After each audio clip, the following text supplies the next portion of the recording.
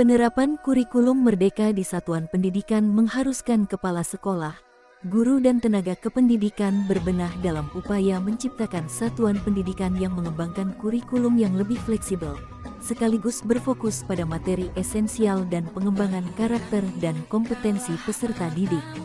SD Negeri 1 Ranometo membentuk sebuah komunitas belajar yang berikan nama Komunitas Belajar Guru SD Negeri 1 Ranometo atau Komjar Mepoko Aso, sebagai wadah bagi kepala sekolah dan para guru untuk belajar dan berpartisipasi aktif dalam upaya pengembangan diri. Kegiatan yang dilaksanakan adalah belajar tentang isu terbaru dan penting, berbagi praktik baik, diskusi masalah, solusi terhadap kekhawatiran, dan merefleksikan setiap kegiatan. Sebagai identitas komunitas, moto Komunitas Belajar Guru SD Negeri 1 Ranometo atau Komjar Mepoko Aso adalah belajar, bergerak dan berbagi yang memiliki makna yaitu belajar, memiliki makna bahwa sebagai pendidik senantiasa mengikuti perkembangan perubahan yang tentunya perubahan selalu membawa hal yang baru. Kebaharuan ini yang harus kita cermati dengan selalu belajar dan belajar. Bergerak, memiliki makna bahwa pendidik harus selalu aktif, kreatif dan inovatif, membuat perubahan bukan saja untuk pengembangan diri saja, tetapi untuk komunitas, sekolah dan lingkungan pendidikan sekitar.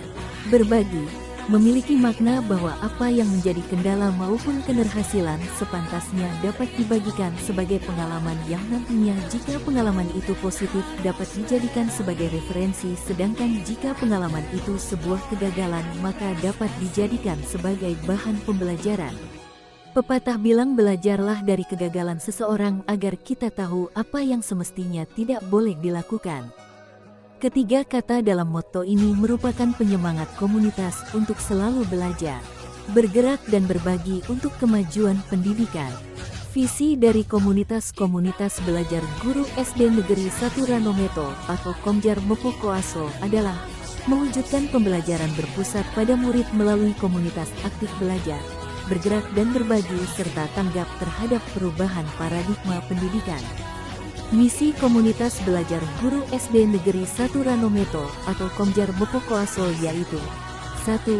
Aktif dalam kegiatan belajar pada platform Merdeka Mengajar. 2. Melaksanakan kegiatan terjadwal berupa kegiatan berbagi dan diskusi. 3. Mengisi diri dengan pengetahuan dan keterampilan yang dibutuhkan. 4. Mengikuti perkembangan dan perubahan kebijakan pendidikan. 5. Melatih diri untuk selalu memiliki ide-ide kreatif dalam pengembangan program sekolah. 6. Berinovasi untuk menciptakan perubahan dalam proses pembelajaran. 7. Berperan aktif dalam menyukseskan program pemerintah terkait paradigma pendidikan. Mampu pada satu belajar berkolaborasi dengan bersama guru tersebut mengidentifikasi permasalahan pembelajaran yang dihadapi. Kemudian tidak berkolaborasi juga seperti akan menjadi Nah, kira-kira modelnya seperti apa?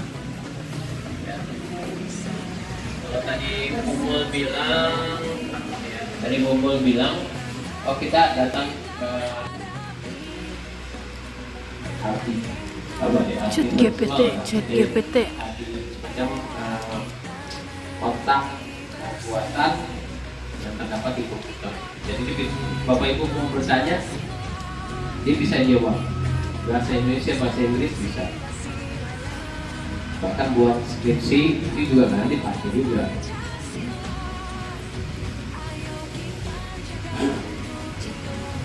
Tapi jangan tanya dengan soal agama, jangan ya. Soal agama, tentang agama jangan ini kebanyakan hukum. Ya. Kalau nanya soal agama, tanya pendeta sama ustadz.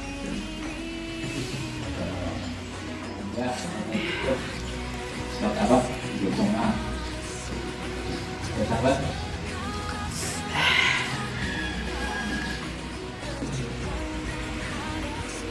Logiknya kita pakai akun Google. Ya jadi sini ya pakai akun Google. Nah Bu pakai yang ini. Yang ID ya? Iya ID. Guru SD belajar ID. Klik aja, klik.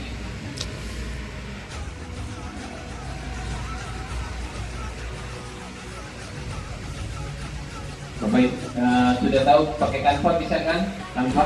Siapa? Nah ini ya masukkan nama, tanggal lahirnya Bu, bulan, tanggal, bulan, Yang kita tulis dulu. tanggal. Yang kita tulis tahun 2023? Jangan itu masa tahun lahir 2023 supaya bisa negara ya. Kayaknya nih kode ulang tahun ini. Kode ulang tahun ini. Di ulang tahun dari pusat. Nah, oke.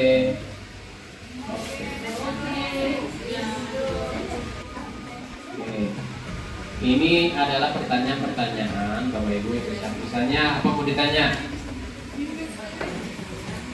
Masak rendang apa bumbunya? Coba.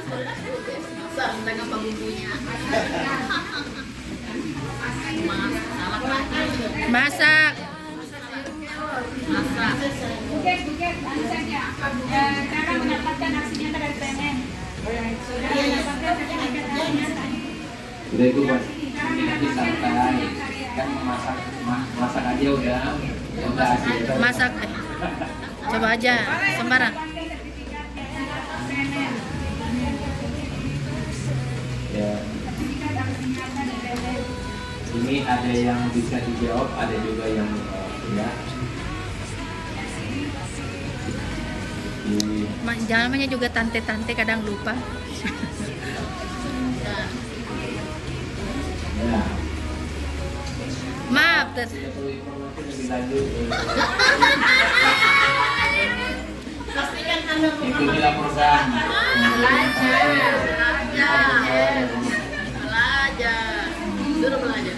Coba ini. Hari ini nggak tahu ya. Masakan rendang minta dimasakan rendang. Masakan rendang. Oh tidak ya, resep obat ngantuk.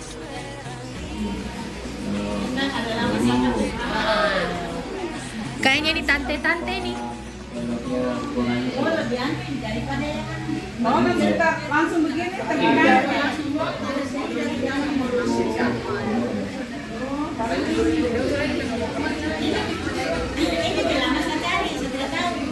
Tapi Pak, izin sedikit pertanyaan dari ini aplikasi ini. Itu kan tadi mungkin yang disampaikan Bapak bahwa ada sebagian yang tidak bisa dijawab. Ada kalau Google kan semua terjawab, apa yang kita inginkan terjawab. Google terjawab nggak? Coba kita tulis aksi nyata di PPM jawabannya nih kan? Coba Google. Sebelah, bukan di sebelah. Yang ditambah ya.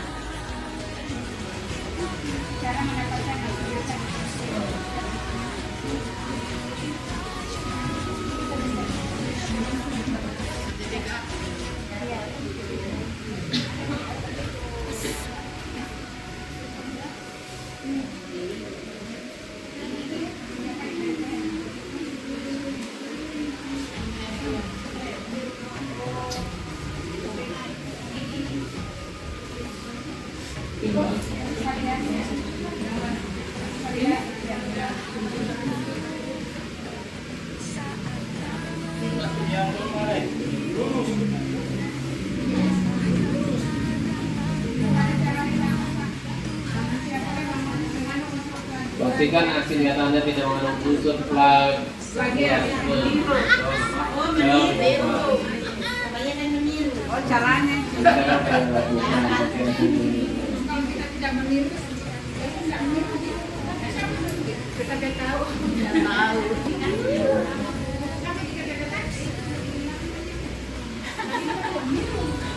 Dari mana yang bagus ini? Google atau yang juga alatnya pisau. Nih, wah itu kan punya pisau nih. Tapi suasana untuk pengembangan belajar PMN ini. Maka disitulah ada komunitas belajar. Intinya sebenarnya belajar bersama-sama dan mengatasi menyelesaikan permasalahan yang ada di lapangan, baik itu siswa dan kita sebagai guru untuk meningkatkan kompetensi. Dan nanti di sana juga ada sertifikat nanti yang dikuras oleh kementerian. Sekarang apa sih di closing mau ada dan pembelajaran dan awal tujuan pembelajaran. Ini bahan-bahan pendidikan mengajar sudah ada tersedia. PMM itu adalah semacam perpustakaan nasional pendidikan bagi guru. Ya. Jadi Bapak Ibu copy paste dan modifikasi. Jadi sesuai dengan kondisi kelas 1 sudah ada, gambar sudah ada, videonya sudah ada. Tinggal kita bagaimana memodifikasinya. Ya, apa?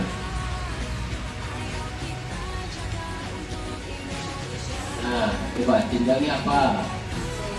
SD. Contohnya apa? Ya. Kita lihat siswa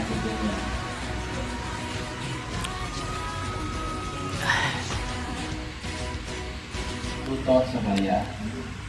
Tutor sebaya itu dia mendampingi temannya yang anak yang berkebutuhan khusus ya, betul masih belum bisa membaca. Mungkin saja dia mengajar dengan teman itu mungkin bisa lebih mudah nyambung gitu. Dibaca formal. Kemudian kita penyampainya formal kalau mereka itu dengan lu bagaimana sih? Masih nggak bisa gitu. Coba gini ya. Ya, bisa jadi. Kalau kita mungkin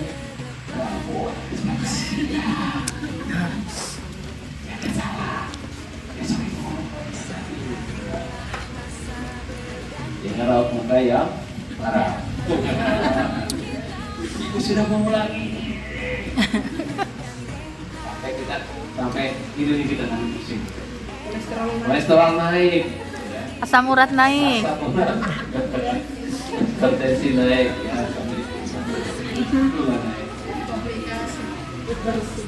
Yang terakhir itu mungkin asam lambung juga naik karena stres ini. Jadi Itu yang utama Pak, asam lambung naik. Penyakit guru asam lambung Pak. ini bisa dipelajari ya. Tadi yang tentang pelajaran tadi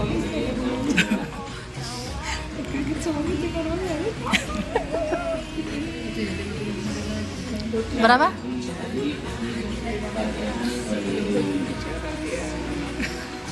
Tadi kita cari di sini ada webinar, daftar topik. Oke, kita lihat daftar topik. Kontrol M saja kalau Bapak Ibu ini kan karena banyak nih ya, mencari pakai kontrol M. Nanti muncul kursor seperti ini nih. Kursornya lihat nggak? Kelihatan Pak. Oke. Nah ini kan ada profil, kemana profil Pancasila. Ini ada nih buah siapa ini aja kan. Nah pelatihannya. Nah Bapak Ibu harus menjelaskan modul 1, modul 2. Kita perhatikan apakah kode komputer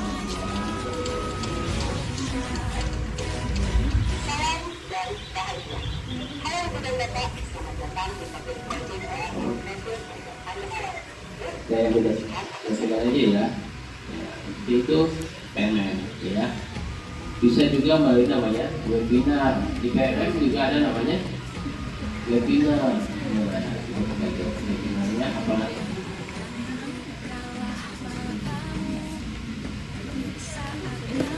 Nih, ini webinar online lihat data topik.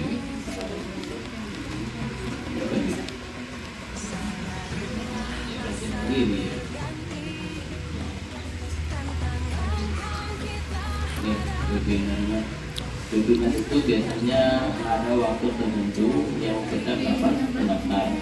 Di sini dituliskan tanggal 13 Desember. Pas berapa hari lagi? Ya, kita mungkin WIB ya. Berarti kalau di kita ini di sini probabilitas berarti jam 17.30. Ya, kita WIB ya. Ya, kita harus daftar dulu ini di sini. Ya. Nah, itu kita bisa suruh mendaftar dulu. Jadi MyPPM sudah ada webinar. Tentang apakah topiknya? Topiknya tentang apa ini?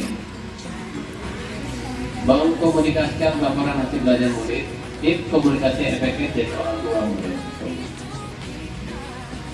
Selain diskusi di sini, ternyata kita di internet juga banyak yang bisa kita jadikan referensi. Ya, kita sudah daftar, nanti dimasuk dapatkan ya dari referensi awal tersebut. Ya, referensi awal itu bisa permasalahan ataupun suatu yang membentuk yang baik juga bisa. Kebetulan tadi ini kita yang real aja. Awal-awalnya tadi yaitu anak lupa membawa alat tulis. Kemudian perencanaannya adalah bagaimana menjadikan solusi kan? Ya, jadi step-step solusinya sudah banyak. Kita panggil orang tuanya dulu, kemudian kita diskusikan bagaimana menurutnya. Kemudian implementasi. Ya, implementasi itu adalah salah satunya memanggil orang tua dan didatangkan kemari ke sekolah. Kalau orang tuanya tidak datang, kalau kita cepatkan gurunya menghubungi orang tuanya. Ya. Kemudian yang ketiga adalah mungkin kita tadi sama-sama mengajak anak tersebut supaya ingat apa yang dikerjakan dan lupa. Kita mungkin kelas namanya. Ini ya, kira-kira apa yang harus kita lakukan untuk belajar PNS yang berhubungan dengan Merdeka Belajar. Sebenarnya ada 7 butir yang harus kita pelajari, yang pelajaran mandiri yang kita buatkan.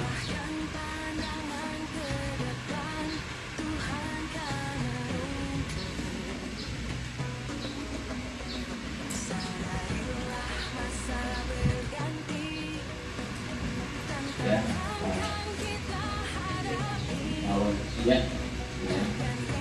Apa yang harus kita pelajari ketika membaca materi tentang kurikulum Merdeka? Bapak Ibu apakah sudah mencapai poin 7 ini? Mulai dari Merdeka Belajar, topik mandirinya, apa yang sudah sampai topik mandiri? Sudah proses ya? Iya, bagus. Kurikulum Merdeka?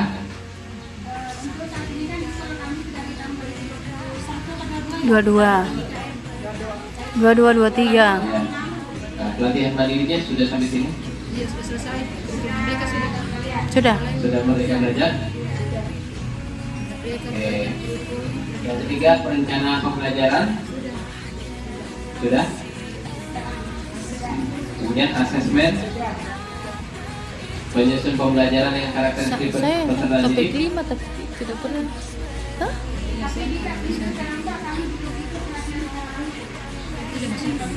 Ya, Ibu, Bapak. Memang sekarang semuanya, kalau dulu kita kurikulum 2013 ada fasilitator nasional, betul tidak?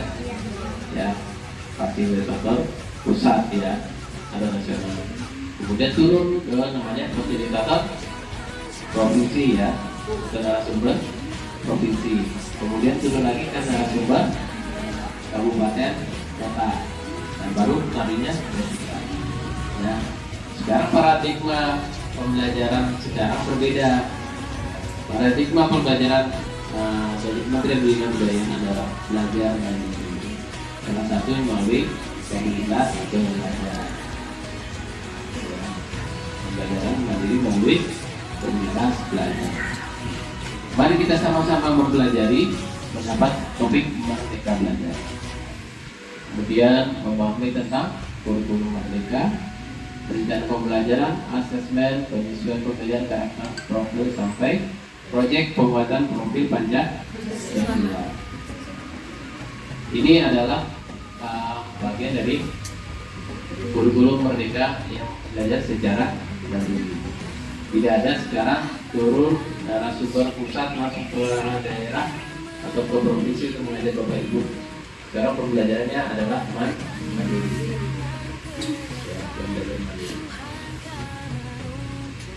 Praktek baik nanti semuanya ada masuk di pen. Jadi ada praktek baik yang bisa diikuti. Asesmen, CP, ATP semuanya juga sudah ada.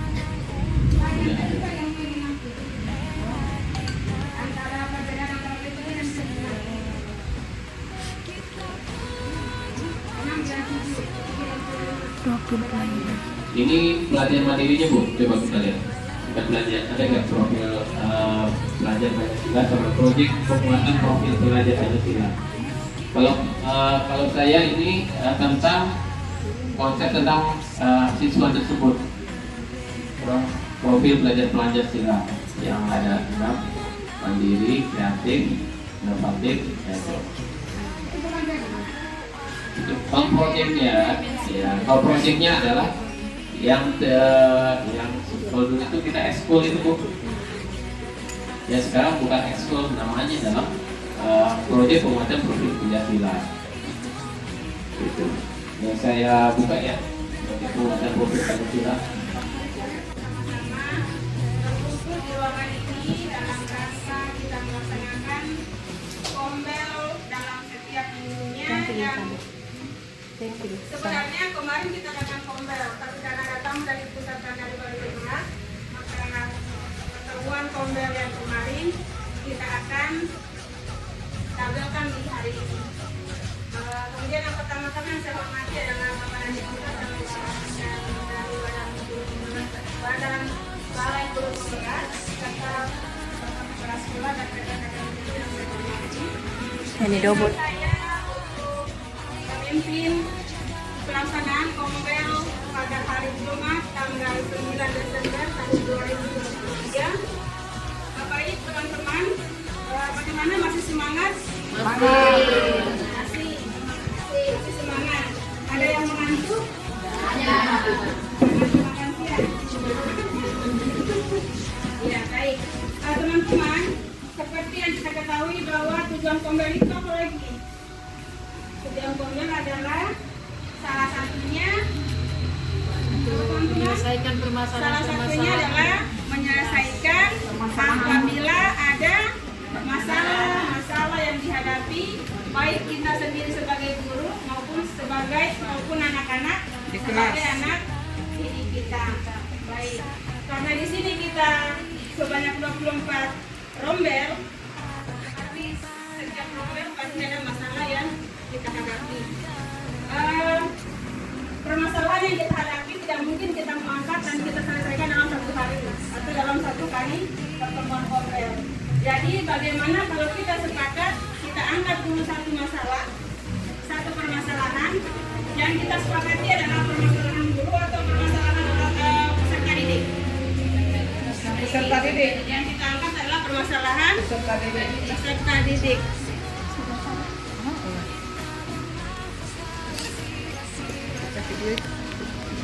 Ini adalah yang berasal dari peserta didik. Kita di sini ada 24 kelas. Kita sepakati permasalahan di kelas berapa yang harus kita selesaikan dulu. Karena saya yakin dan percaya pasti setiap kelas punya masalah. Tetapi karena terbatasnya waktu, kita usahakan satu kali pertemuan kita selesaikan satu permasalahan yang ada di peserta didik. Kira-kira kelas berapa yang akan kita selesaikan? Atau begini, sotaklah masalah apa yang dihadapi di kelas rendah dulu. Misalnya kelas 1 ada ada permasalahan dari kelas 1 yang harus kita selesaikan. Misalnya ada yang tidak mau membaca atau apalah permasalahan yang saya itu guru kelas 1. Coba mana guru kelas 1? Kelas 1 tolong bersuara dulu. Ya kelas rendah, kelas 1 ya. Kalau kelas 1, kelas 2, atau kelas 3. Terima kasih atas kesempatan yang diberikan kepada saya di kelas 1. Di sini di kelas 1 ada